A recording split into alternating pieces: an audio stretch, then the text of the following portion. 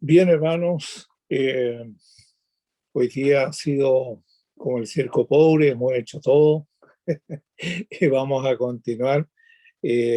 Gracias al Señor. Yo decía al comienzo que el jueves pasado tuve una emergencia, alcancé a hablar al hermano Francisco, pues tuve que salir, así que no escuché ni entré ahí a la segunda parte que tuvo el hermano Juan Lillo con la lección, pero hemos estado hablando acerca del Espíritu Santo y en el tiempo de ahora vamos a estar, obviamente que también compartiendo en la palabra y nos toca la lección número 7. Hoy día vamos a compartir la lección número 7 que lleva, ¿no es cierto?, un título bien sugerente, que es el espíritu que llena de poder. Ese es el título de esta lección de hoy.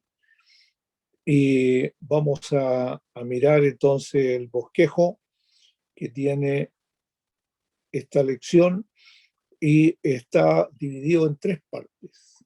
La primera de ellas tiene que ver con los personajes del Antiguo Testamento. La segunda habla acerca de los discípulos de tiempo del Nuevo Testamento y los creyentes, ahí dice el siglo XX, obviamente que si usted tiene las hojitas, póngale el siglo XXI, ¿no? ¿Ya? Algunas de estas lecciones tienen tiempo, han sido muy buenas y las hemos rescatado porque también la parte doctrinal, digamos, se ha ido conservando y eso es bueno también. ¿También? Bien, vamos entonces a mirar un poquito eh, esta situación de los personajes del Antiguo Testamento. Y lo primero que aparece en nuestra lección es acerca del Pentateuco. Nosotros sabemos que, y digamos, es conocido por nosotros saber que Moisés es a quien se le atribuye estos 5 primeros libros: Génesis, Éxodo, Levítico, Números y Deuteronomio, ¿ya?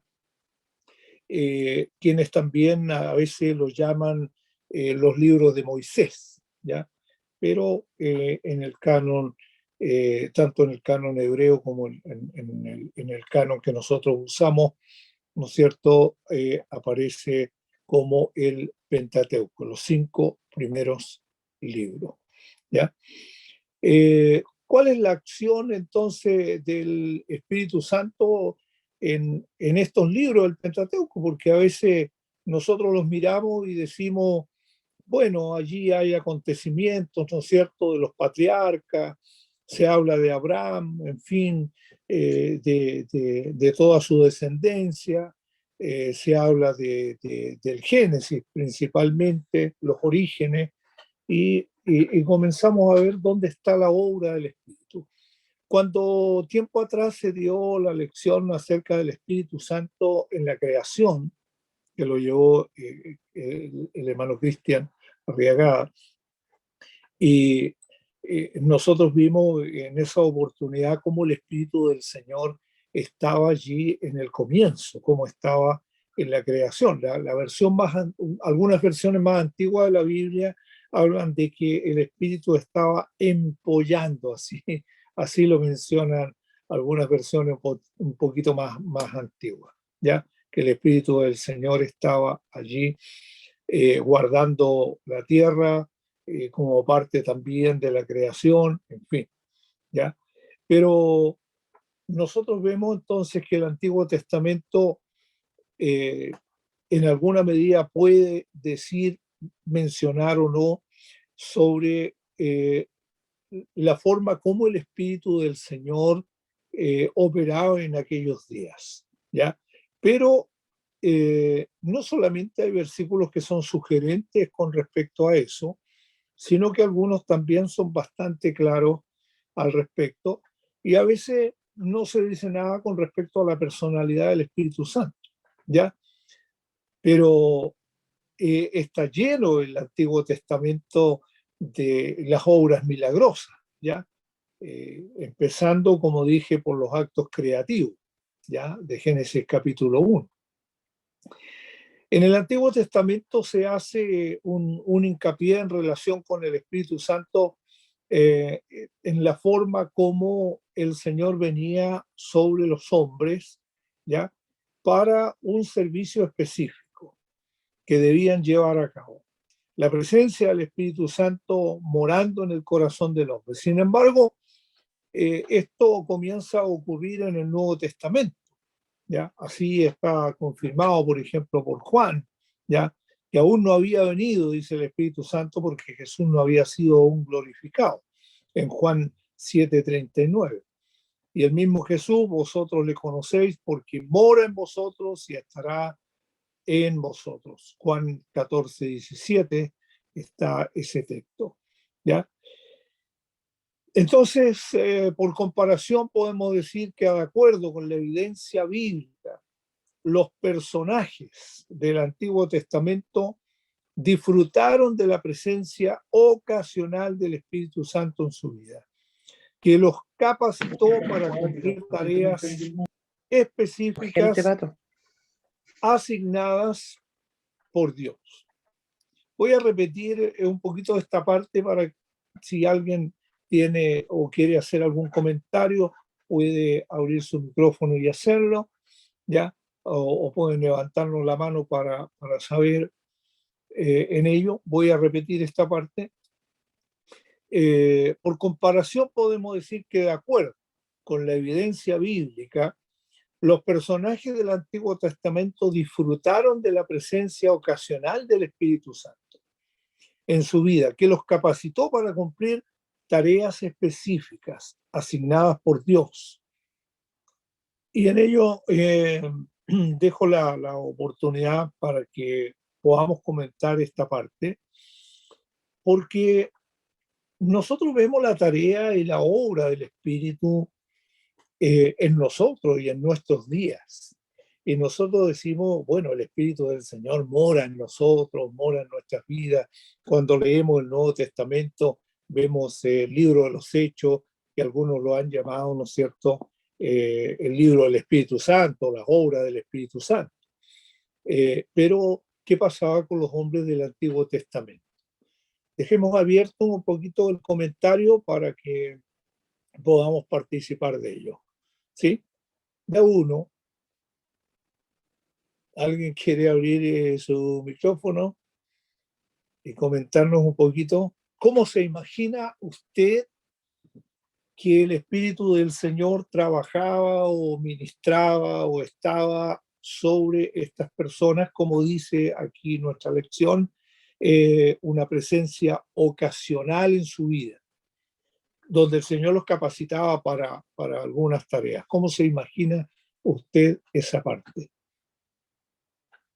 No quiero nombrar, ¿eh? ¿Sí? Desmutéese, hermano, y coméntenos un poquito. Nadie quiere arriesgarse. Bueno, yo voy a hablar, ya que nadie quiere hablar. Paulo. Sí, Bueno, es hay, que es hay bueno casos que lo hay hagamos. casos hay casos concretos.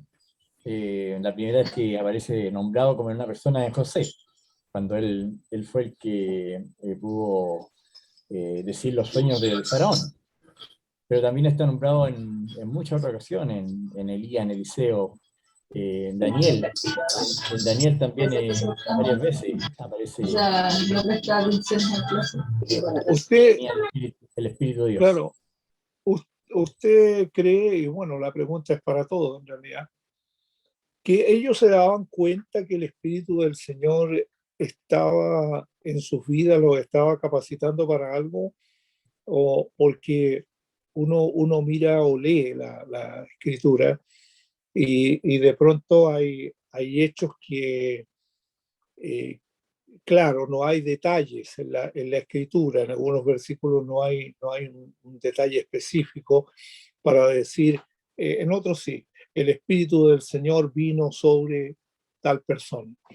Pero mi pregunta era, ¿cómo nos imaginamos nosotros que trabajaba o obraba el Espíritu del Señor en aquellos días?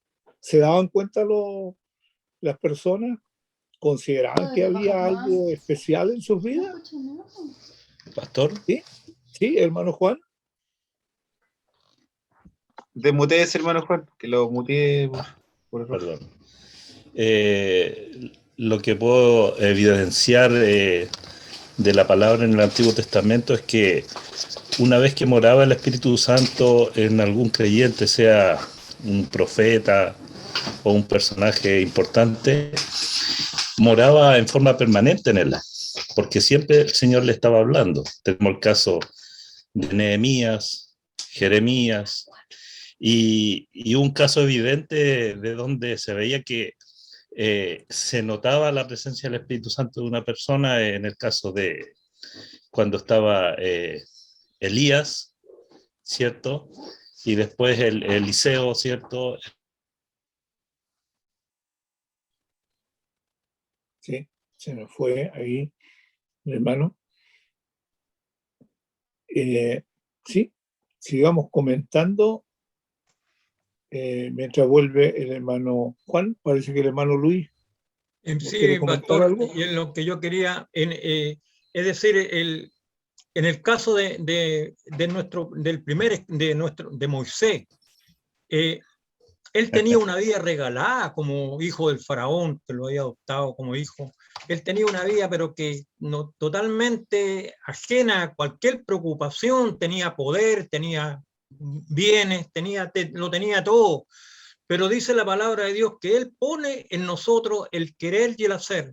Entonces, todo lo que obró Salomón, cuanto se llama Moisés, lo obró a través del Espíritu Santo, que lo instaba a orar conforme a lo que el Señor quería de él. El Señor lo quería usar para ciertas cosas y el Espíritu Santo lo instaba a hacer lo que hizo, a golpear al que estaba golpeando y que le causó la muerte y tuvo que huir. Todo eso fue motivo del Espíritu Santo obrando en su vida.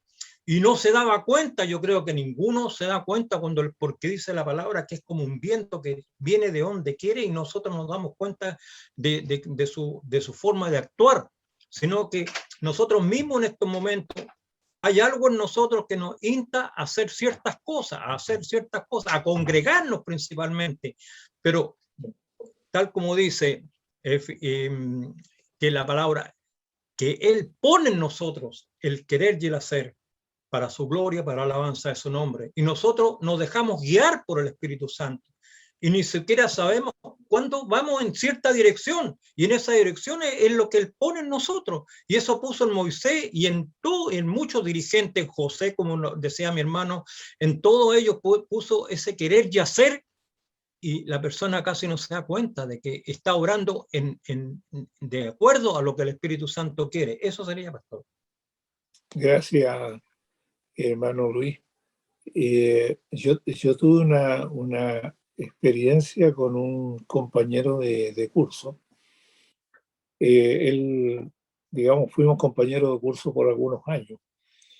Y bueno, yo me convertí al Señor y él no, él era una persona, digamos, muy extrovertida, le gustaba hacer comercio.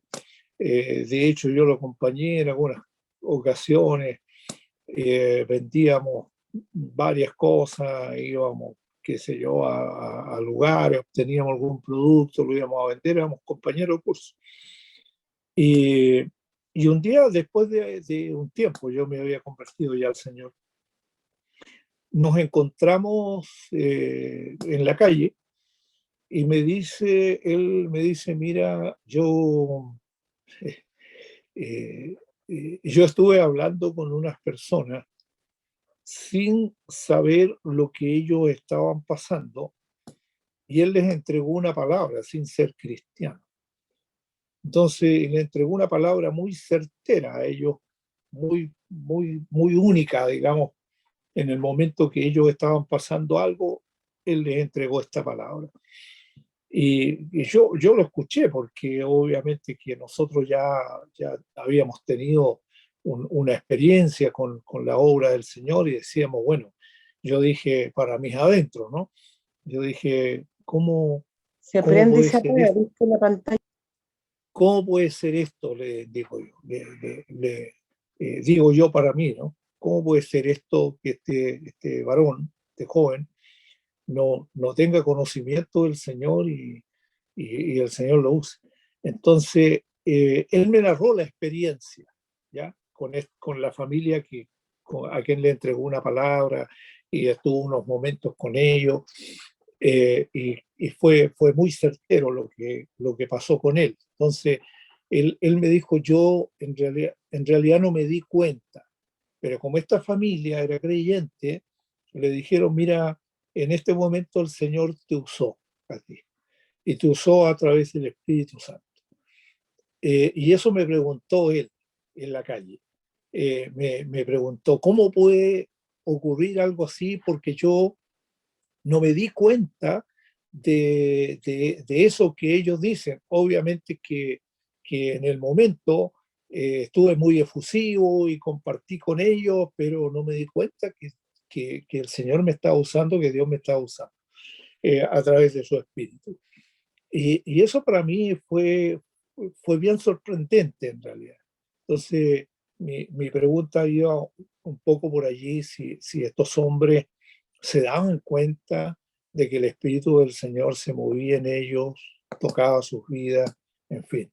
Entonces, vamos a avanzar un poquito. Ya han nombrado los hermanos algunos de estos personajes, ¿no es cierto? El Espíritu Santo va tratando con los hombres allí en el libro de Génesis. Nos encontramos que después de la caída, ¿no es cierto?, encontró personas como Noé, como Abraham, como Isaac, como Jacob, ¿ya? Pero el Espíritu del Señor lo fue dirigiendo a ellos. ¿Ya? Pastor, Sí, hermano Jorge. mi consulta es la siguiente. ¿Tendrían ellos conocimiento, estos personajes del Antiguo Testamento, conocimiento de la existencia del Espíritu Santo? Porque De la generalmente, Trinidad, de la sí, Trinidad en este caso. Bueno, cuando se estudia este tema de la Trinidad, se hace mención de los escritos de Moisés, ¿ya? Porque todos nosotros entendemos o damos por sentado de que él es el autor del Pentateuco. Y cuando Moisés escribe sobre ello, por ejemplo, el libro de Génesis, cuando dice, hagamos al hombre, ¿ya?, a nuestra imagen y semejanza, y algunos otros textos más del Pentateuco que hablan acerca, ¿no es cierto?, de esta Trinidad que nosotros conocemos hoy día con ese nombre, ¿ya? Pero el Hijo es conocido, ¿ya?, por ello, de muchas formas. En el caso de Josué, el varón con la espada desenvainada, y podemos nombrar algunos más en el Antiguo Testamento. En el caso de Jesús, las apariciones de Jesús en el Antiguo Testamento se llaman teofanías, ¿ya? Y son conocidos esos textos y esa mención, pero también en algunas ocasiones ellos saben que es el Espíritu del Señor. Digamos que hay una tercera persona, como decimos nosotros hoy día, ¿ya?, en la Trinidad. Un soplo lo llamaron en el Antiguo Testamento también. Un soplo de vida, un soplo de parte del Señor. El libro de Isaías Entonces, también, pastor. sí, El también libro de sí. Isaías. Bueno, Isaías, hay varios textos que menciona ello, ¿ya? El hermano Juan mencionaba el tema de los profetas, porque cuando ellos decían, el Espíritu o vino a mí palabra de Jehová, no es que haya venido, hermano, eh, nosotros lo decimos cuando enseñamos sobre la inspiración de la Escritura, No es que alguien tira un montón de letras para arriba y caen en papel y se forma un libro. ¿Ya? No, no es así. Entonces, cuando venía palabra de Jehová a ellos, yo me imagino que el Espíritu del Señor los tomaba en alguna manera. Estuvimos el domingo hablando acerca de Saúl, y Saúl profetizó, ¿ya? Y menciona claramente ahí que el Espíritu del Señor vino sobre él, ¿ya? Entonces, creo que pueden haber tenido algún conocimiento de ello, como es un poco, y me voy a ir un poco lejos en lo que voy a decir, pero nosotros nos imaginamos el cielo, y nos imaginamos el cielo a lo mejor por unos pocos versículos que encontramos, ¿no es cierto? Las calles de oro, el mar de cristal, una serie de cosas, y nos imaginamos cómo puede ser el cielo, sin haber estado nunca en el cielo. Entonces nos imaginamos cómo va a ser. Y me imagino que, o pienso que de esa misma forma, a lo mejor ellos tenían algún conocimiento de lo que el Señor se movía. Algo había que entraba en sus vidas, los hacía profetizar, los hacía dirigir palabras, los hacía llegar a los reyes o llegar a los gobernantes con una palabra certera. No solamente el caso de los profetas, sino muchos otros. Amén. Bien. Pastor, Pastor, sí, cortito, cortito, en el Salmo 51, 11, bueno, David tenía claramente, para contestar en parte la pregunta del hermano Jorge, dice, no me eches delante de ti y no quites de mí tu Santo Espíritu. O sea, él tenía claramente en el caso de David, claro. pidiendo Claro, que también no lo le menciona quitara el Espíritu Santo. esta lección también menciona aquello. Voy a leer Amén. Génesis 41, 38. ¿Ya? Génesis 41, 38. Y nos dice con respecto a José, ¿no? Y dijo Faraón a sus siervos, ¿acaso hallaremos a otro hombre como este en quien esté el Espíritu de Dios? Mira quién está hablando Faraón, ¿ya? Con respecto a José. Entonces tenemos que mirar este versículo 38, ¿ya? Le dijo Faraón a su siervo, hallaremos a otro hombre como este en quien esté el Espíritu de Dios. Entonces a José se le menciona como el primer hombre en quien esté el Espíritu de Dios allí, o la primera mención. ¿Alguien iba a mencionar algo? sí, yo lo que quería a contar, pastor, de que si bien es cierto, todos estos hombres de Dios que la Biblia nos narra de que fueron prácticamente, digamos, personas que tuvieron una relación correcta, muy, muy estrecha con el Señor, estaban muy ligados al Señor. Evidentemente que había una relación, el Espíritu Santo estaba, ¿no es cierto?, con ellos.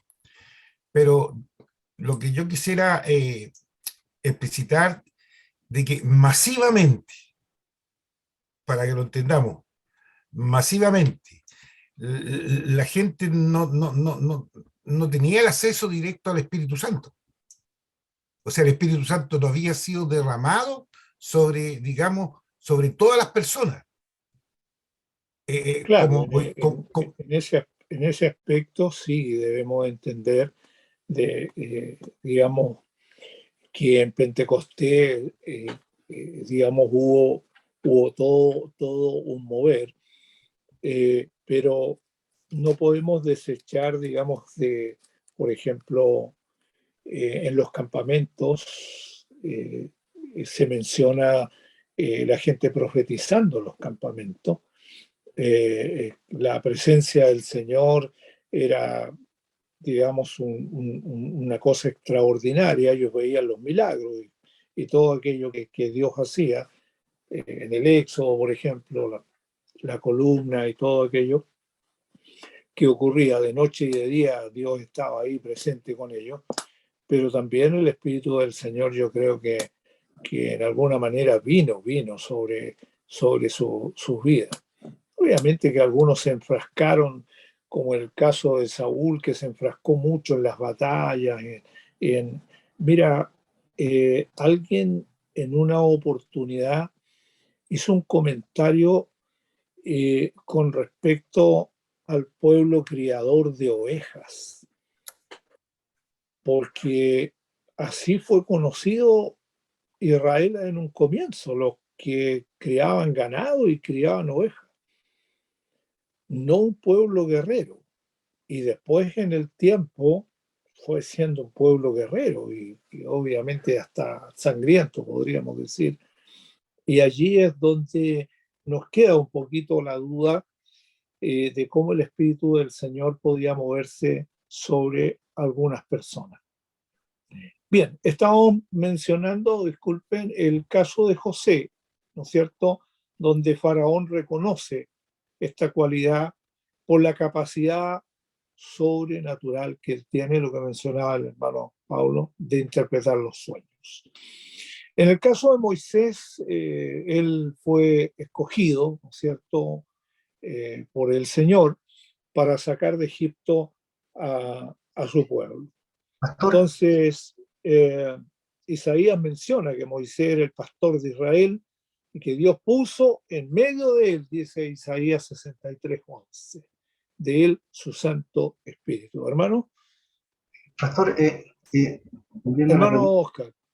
a la pregunta que usted había hecho, a pesar de que no sale explícito de que fue lleno del Espíritu Santo o el Espíritu Santo actuaba en él, yo creo que la primera, creo yo, influencia fuerte del Espíritu Santo tiene que haber sido con Noé, porque yo le digo a cualquiera, con todos los conocimientos que nosotros tenemos, que intente hacer un buque. O sea, En el caso de Noé, claro, por supuesto. ahí hay una influencia del Espíritu Santo notable, a pesar de que no lo diga en forma específica, pero Claro. No solamente en la construcción, sino Claro. en la cantidad, en los detalles, o sea, las instrucciones que le dio, obviamente La dirección, claro. dieron un plano, o sea, el Espíritu Santo obró a través de Noé, pero en forma potente, y a pesar de que no lo diga en forma literal. Claro. Sabe, hermano, yo no tengo mucho conocimiento náutico, pero las medidas del largo de un buque son 6 veces el ancho. Y si usted mira el arca, es exactamente el largo, son las 6 veces el ancho del arca. Sea una medida específica. Algunos predicadores han mencionado, hermano Oscar, el hecho de los animales en el arca, digamos que no fueron movidos por voluntad humana, porque sea, ¿cómo mete usted al burro ahí al arca? ¿Ya? Entonces, o los que más se demoraron con la tortuga y el caracol, dicen algunos. Pero algunos han mencionado que tiene que haber habido un mover sobrenatural y mencionan al Espíritu del Señor en ello, de que haya movido, ¿no es cierto?, la naturaleza y haya movido en este caso, obviamente que los animales también. Bien, hablábamos de Moisés, citamos Isaías 63:11 y el 63:14 también, que el Espíritu de Jehová los pastoreó.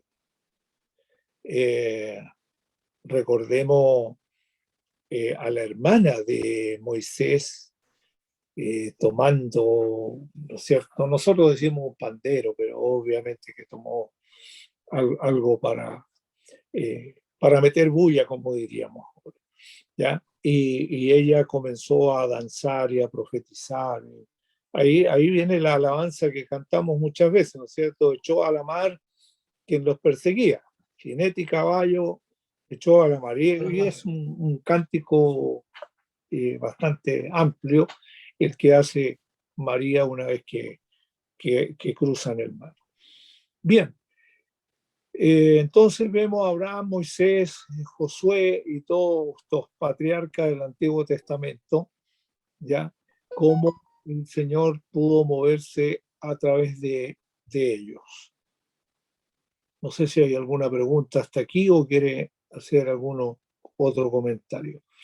Después vemos los libros históricos, ¿no es cierto?, donde el libro de Josué registra las diversas victorias de los israelitas en su marcha hacia Canaán. Cómo pudo tomar posesión de la tierra, ¿ya?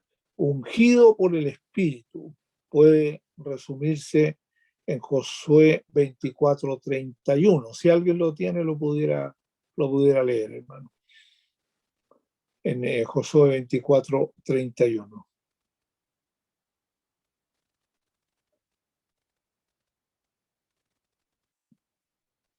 ¿Sí? ¿Alguien lo quiere leer?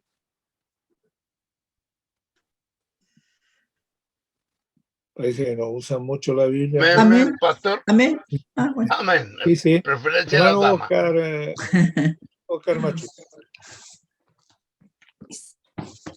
¿Me leo? Amén. Amén. Dice el 24:31.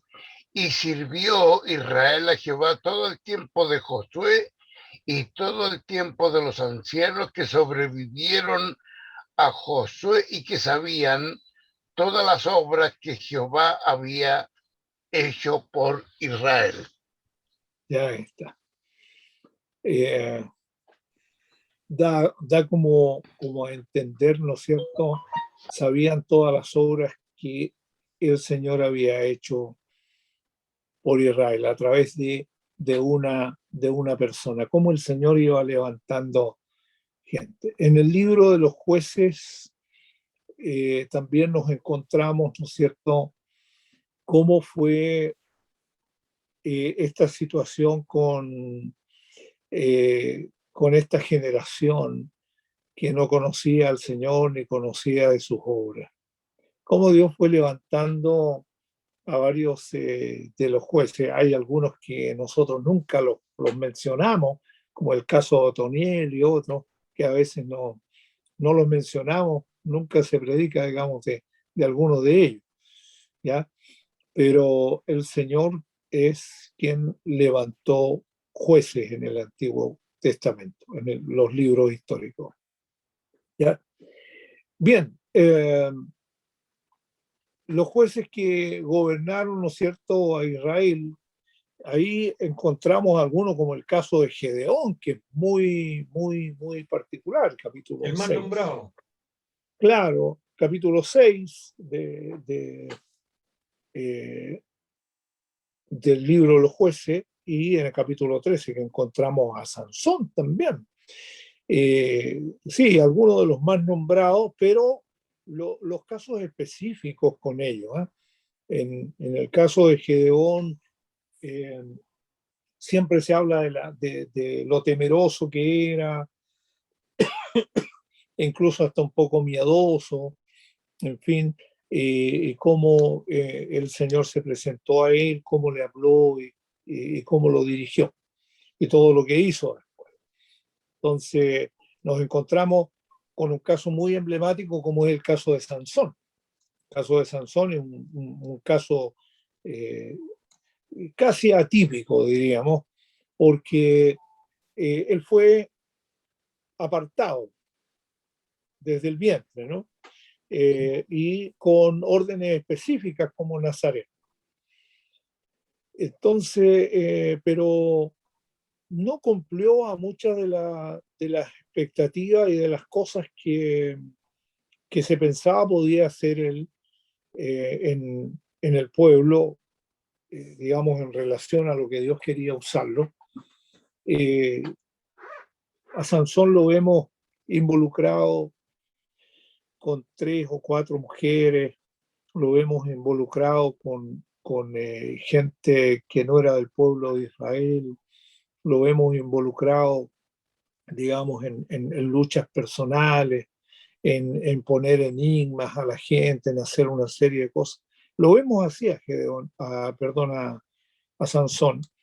Lo vemos en ese plano, pero aún así la Escritura menciona que el Señor lo usó y al final de sus días mató más filisteos que en toda su vida. ¿Ya? Y ahí vemos claramente porque la fuerza obviamente que no radicaba en el pelo en sí, más bien es un simbolismo el que hay ahí, pero el Espíritu del Señor estaba sobre este varón. Bien, hermanos, si avanzáramos, ya que el tiempo va avanzando, ya hablamos algo acerca de Saúl, ¿no es cierto? Y también se ha mencionado a David, ¿ya? Cómo está consciente de la necesidad de la presencia del Espíritu Santo en su vida, ¿ya? Cómo se arrepintió, cómo clamó. El Salmo 51, verso 11, no me eches de delante de ti y no quites de mí tu Santo Espíritu. Yo creo que muchos de los salmos de David mencionan esta presencia del Espíritu Santo. Y aquí a lo mejor es donde nos hacemos a la idea de la pregunta del comienzo y de las intervenciones también de nuestros hermanos, en que el Espíritu del Señor ha estado presente y estuvo presente. Desde el Génesis en adelante vemos que el Espíritu del Señor de una u otra forma ha estado presente. Y a la vida de Israel, obviamente que ha estado el Señor allí, el Espíritu del Señor allí.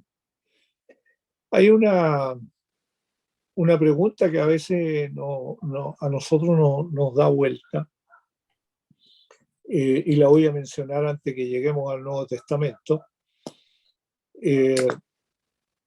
Cuando el apóstol Pablo dice que se va a manifestar el hombre de pecado, hablando del anticristo, y dice, ¿quién hay, no es cierto, quién al presente lo detiene?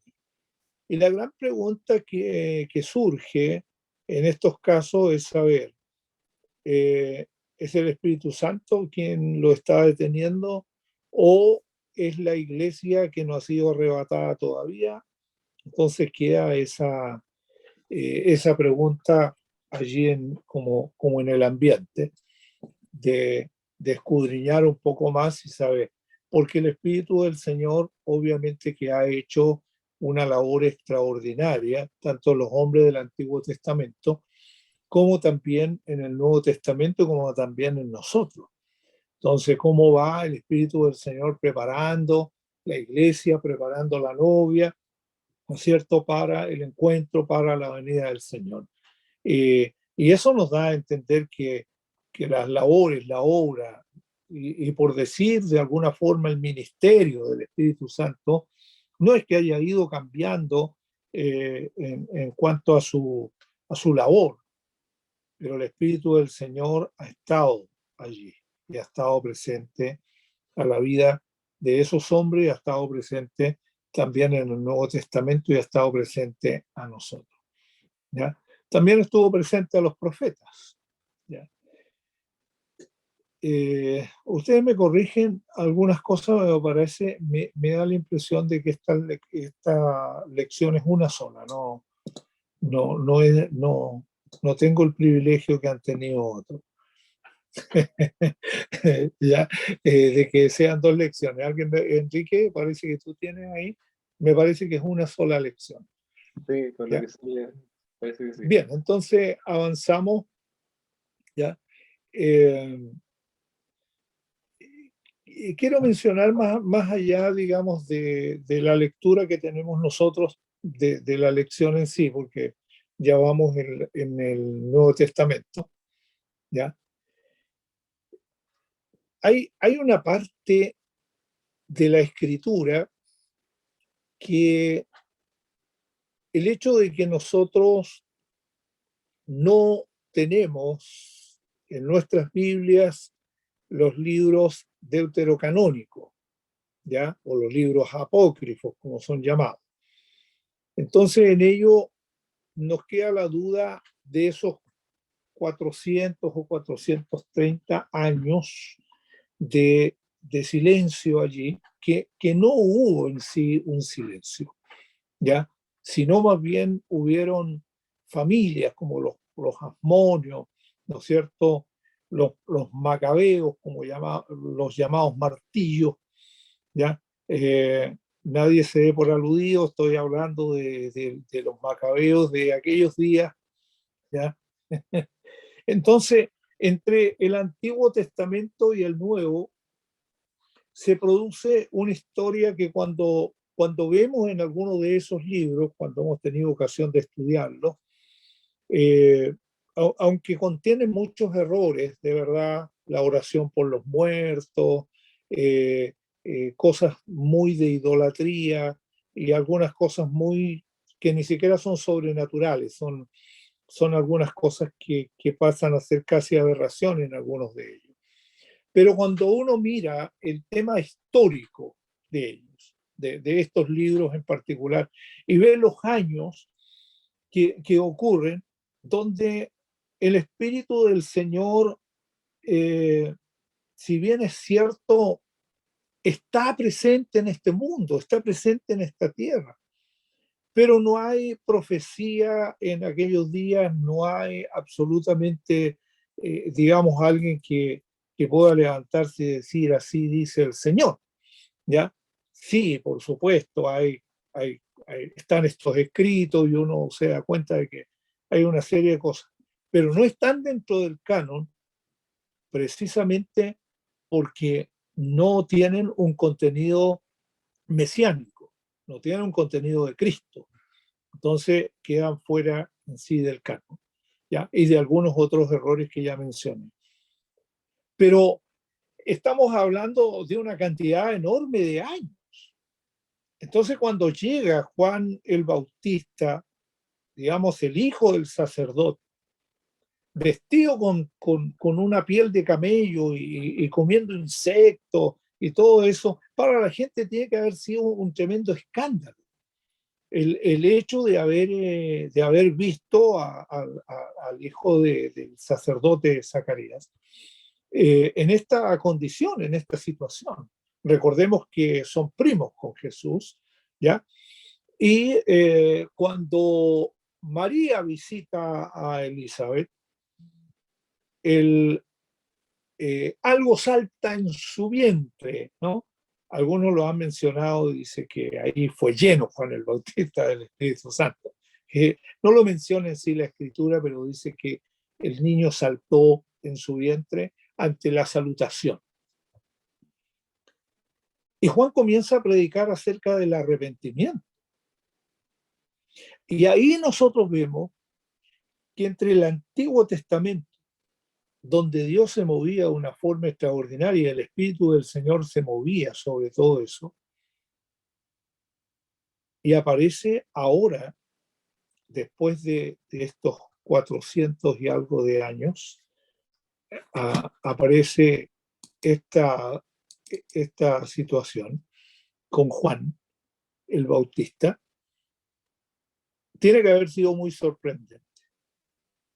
Porque lo primero que menciona Juan, cuando la gente le pregunta si él es el Mesías, Juan dice que él bautiza en agua para arrepentimiento, pero vendrá otro, al cual dice, no soy digno de desatar la correa de su sandalia, él os bautizará con Espíritu Santo y fuego. Qué extraordinario es poder mirar esta situación tan particular en la persona de Juan el Bautista. Porque él menciona al Espíritu del Señor. Y él menciona cómo habría de venir sobre la persona de Jesús.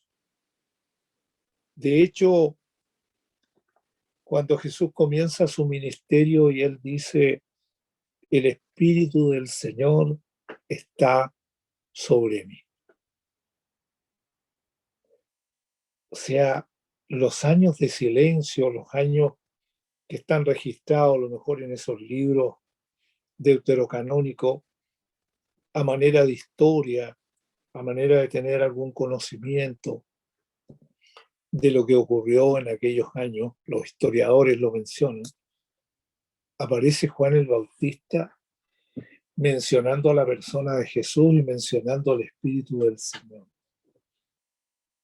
En la Escritura, o sea, tanto el doctor Lucas como Mateo, Marcos, hacen mención de que el Espíritu del Señor se posó sobre él cuando fue bautizado. Y no tuvieron cómo describirlo, sino que lo dijeron en una forma de paloma. Entonces, sigue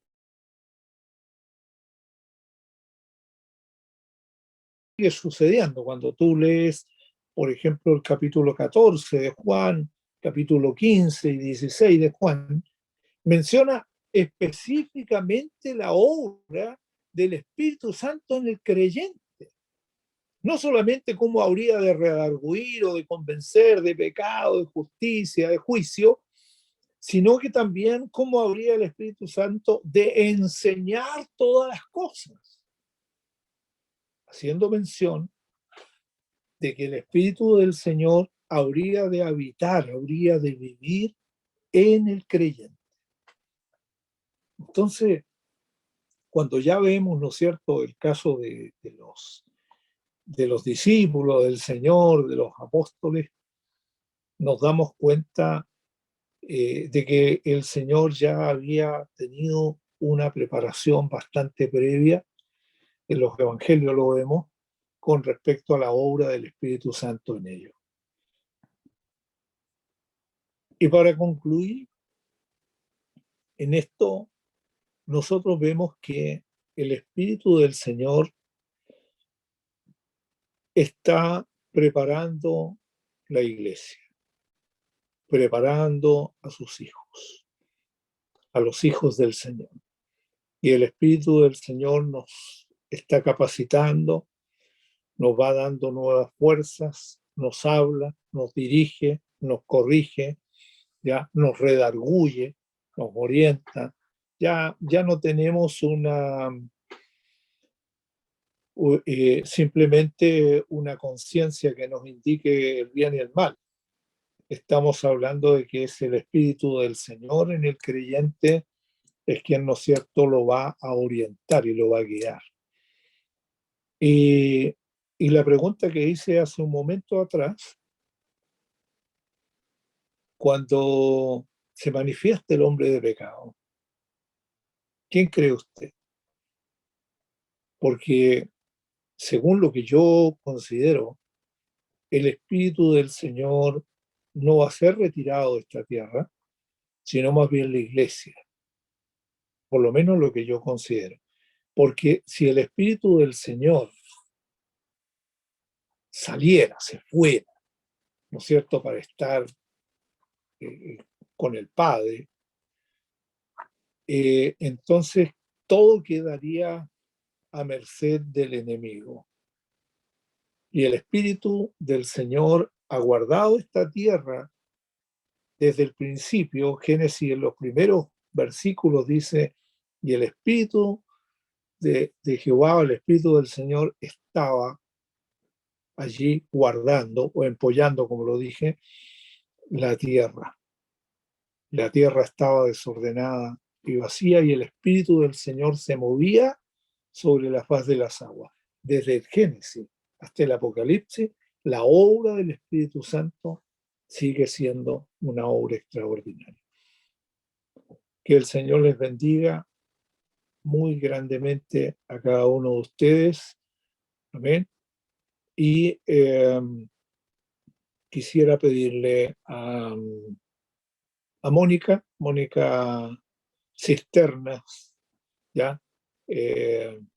No son cisternas rotas, son cisternas buenas, ¿ya? Que ella nos lleve en oración en este término, ¿eh?